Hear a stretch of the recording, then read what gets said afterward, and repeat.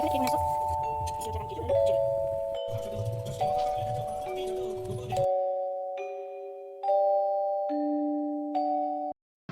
Everyone, মই beauty আৰু মোৰ চেনেললৈ আপোনালোকক স্বাগতম জনাইছোঁ। আজি মই আপোনালোকক দেখুৱাম আমাৰ ঘৰতনো কেনেকৈ প্ৰত্যেক মাহৰ পূৰ্ণিমাতে নাৰায়ণ পূজা কৰা যায় আৰু তাকে আজি আপোনালোকক দেখুৱাম।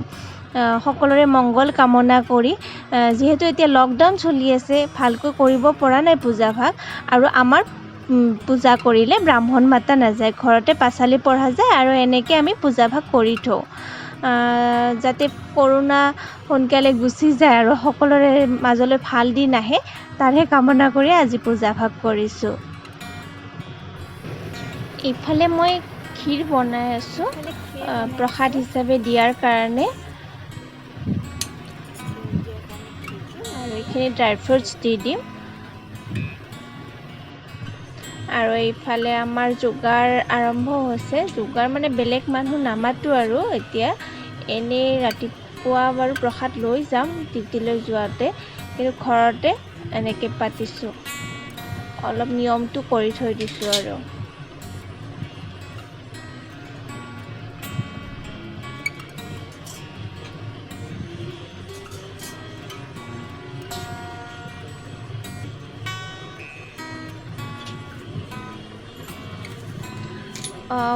অলপ বেলেগ ধৰণে, মানে অলপ বেলেগ নিয়মত পতা যায়, মানে বেংগলী নিয়মত পতা যায় পূজাখন।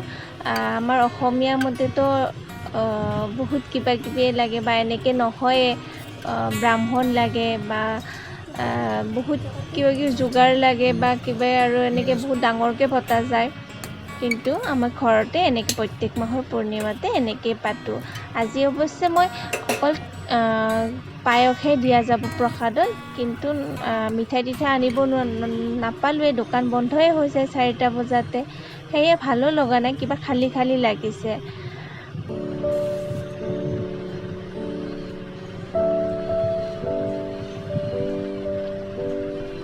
আপোনালোকৰ ঘৰত এনেকৈ কোনোবাই পাতি পাইছেনে নাৰায়ণ পূজা?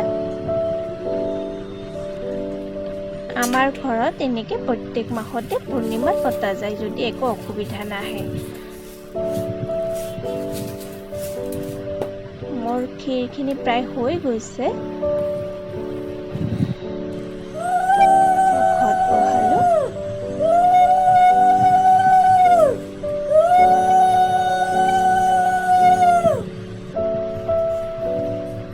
আৰু নহয়, ভোগটো যিটো দিয়া যায় এনেকৈ সানি দিয়া নাযায়, এনেকৈ কলখিনিৰ বাকলি গুচাই বা গোটেইখিনি দিয়া যায় আৰু শেষতে ভোগখিনি সানি দিয়া যায়,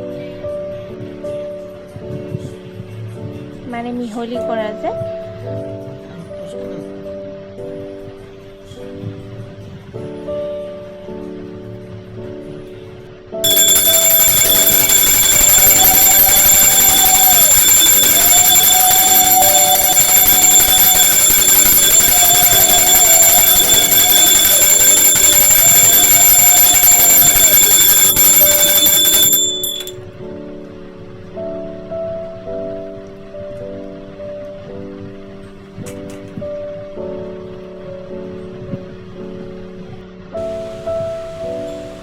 আমাৰ পূজাৰ কাম প্ৰায় হৈ গৈছে।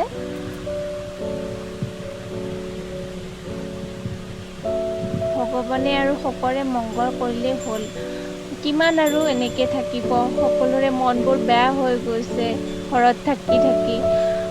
ভগৱানে যাতে সকলোৰে, মানে দেশৰ গোটেই পৃথিৱীকে মুক্ত কৰি দিয়ে এই মহামাৰীৰ পৰা, তাকে কামনা কৰোঁ আৰু ভগৱানৰ ওচৰত।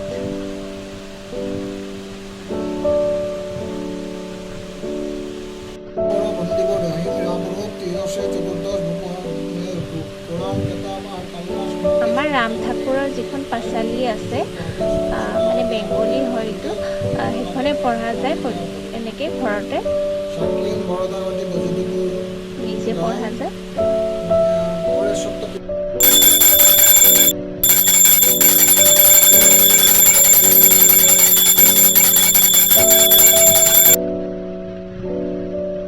এয়ে আৰু অকণমান ভিডিঅ' কৰি ৰাখিছিলোঁ আৰু আপোনালোকৰ ওচৰত দেখাই দিলোঁ আমি কেনেকৈ পূজা কৰোঁ।